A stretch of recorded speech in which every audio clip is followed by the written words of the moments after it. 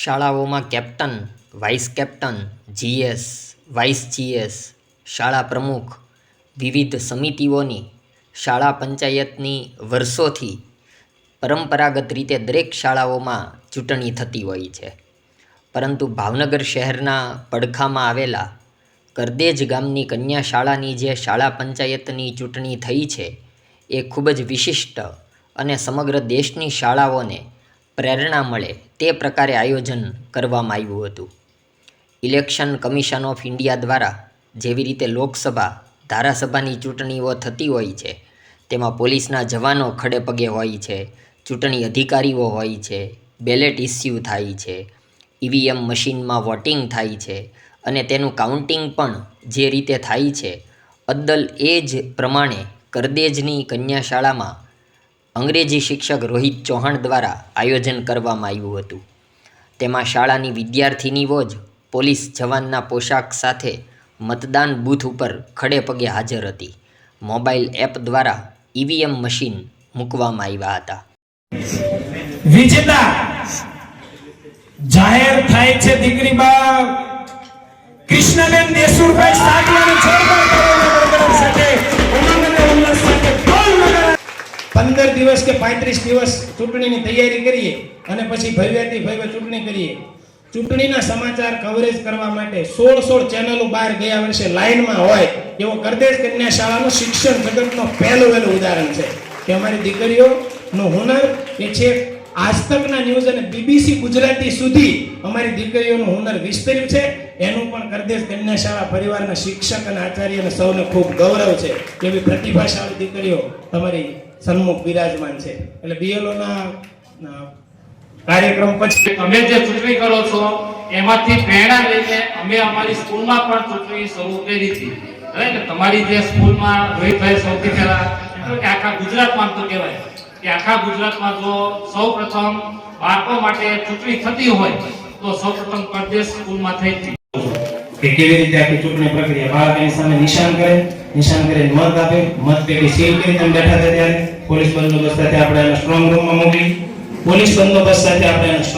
મોકલી અને આપણો જે ગણતરીનો સ્ટાફ છે એને મતદાન ગણતરી કરી અને ધોરણ 6 અને 7 નું પરિણામ આપણે વચ્ચે મૂકી દીધું છે. હું તમને બતાવવાનો નથી આજે, બરાબર? આપણે જે કાર્યક્રમ કરવાનો છે એમાં તો આ મતપેટીની અંદર બાળક એનો મત સુપરત કરે છે અને આવી રીતે અમારી શિક્ષણની પ્રક્રિયાઓ છે. ધોરણ 8 ની ચૂંટણી 15 મિનિટમાં પૂરી થાય ને પછી આપણે એનું પરિણામ જાહેર કરીશું, વિજેતાઓ જાહેર કરીશું.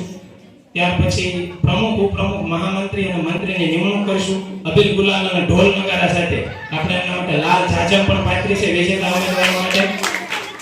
કરીએ છીએ કે આખું ગામ મત દેવા આવે. વાલીને પણ મતદારની કાપલી આપવામાં આવે અને વાલી છે એ બાળકો શાળા પંચાયતના પ્રમુખ અને ઉપપ્રમુખની નિમણૂક કરે.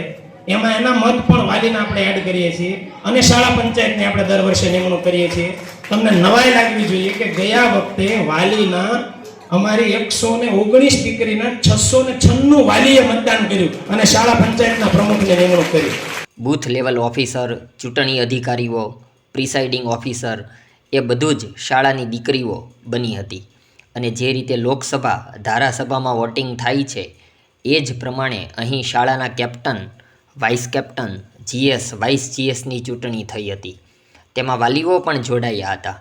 જે મતદાર શાળાએ ન આવી શકે અને ઘરે રહીને મત આપે તે રીતની પણ સિસ્ટમ મોબાઈલ દ્વારા રજૂ કરવામાં આવી હતી અને એ જ પ્રમાણે મતદાન પણ થયું હતું. છેલ્લે મતગણતરી પછી જ્યારે ઉમેદવારો જીત્યા ત્યારે ઢોલ નગારા સાથે તેમનું સરઘસ પણ નીકળ્યું હતું. આમ કરદેજ કન્યા શાળાની આ શાળા પંચાયતની ચૂંટણીએ લોકસભા, ધારાસભાની ચૂંટણી જેવો માહોલ જમાવ્યો હતો.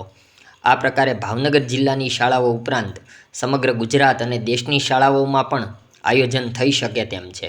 ભવિષ્ય આ વિદ્યાર્થિનીઓમાંથી જ કોઈ દીકરી ચૂંટણી કમિશનર પણ બની શકે છે અને રાજકીય નેતા પણ બની શકે છે. અહીં બી વાવવામાં આવ્યા છે, મોટા થઈને તેમાંથી જ કોઈ વૃક્ષ બની જતું હોય છે. માહી નરેન્દ્રપરી ગોસ્વામી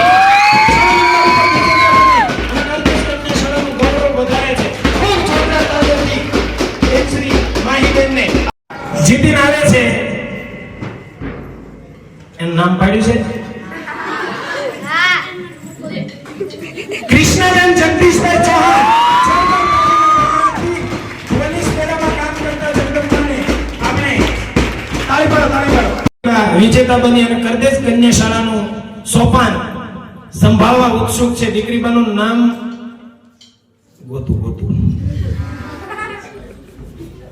દ્રષ્ટિબેન રમેશભાઈ ખમાણને જોરદાર તાળીઓ છે. અભિનંદન આપીએ, તાળીઓના ગણગણાટથી અમને વધાવીએ. કન્યા શાળામાં શાળા પંચાયતની ચૂંટણીમાં ત્રીજા નંબર ઉપર વિજેતા બની અને શાળાનું જેમને ગૌરવ વધાર્યું છે એ દીકરીબાને નામ ઉદ્ઘોષિત કરતા જેનું નામ પણ મારા હોઠને લેવું ગમે એવી અમારી બોલકી ટણકી સૃષ્ટિબેન સાવંત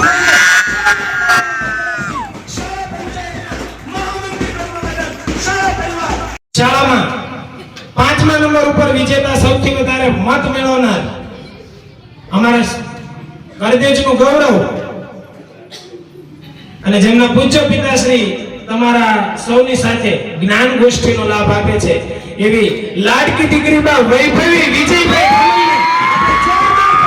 ઉમંગ અને ઉલ્લાસથી અમને વિજય ઉત્સવને વધાવીએ છીએ. પાંચમા તાળી પાડો. વિજયભાઈ કમલ.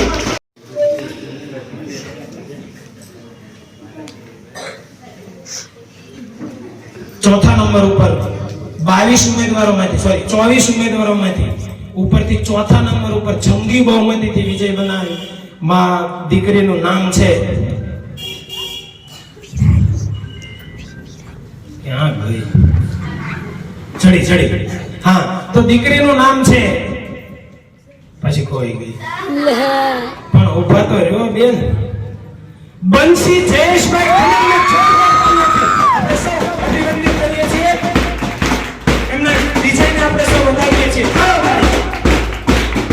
સમગ્ર કરદેજ કન્યા શાળામાં સૌથી વધારે બીજા નંબરના મત મેળવી અને વિજેતા દીકરી બનવાનું નામ આપણે કોઈ તાળી ન પાડીને બાકી ન રહેવું જોઈએ કારણ કે આપણી પાસે બે જગદંબા એવી છે જેની સાથે આપણે આખું વર્ષ કામ કરવાનું છે. એટલે ઉપપ્રમુખ તરીકે શાળા પંચાયતની જવાબદારી સુપેરે નિભાવનાર દીકરીબાનું નામ અહીંયાથી ઉદ્ઘોષિત કરતા સમગ્ર કરદેશ કન્યા શાળા પરિવાર ખૂબ ગૌરવ અનુભવે છે. એ દીકરી માટે ક્યાં ગયું પણ હા તો શ્રી કરદેશ કન્યા શાળા પંચાયત ચૂંટણી 2023 માં શાળા પંચાયતના ઉપપ્રમુખ તરીકે વિજેતા જાહેર થનાર દીકરીનું નામ બોલતું છું પણ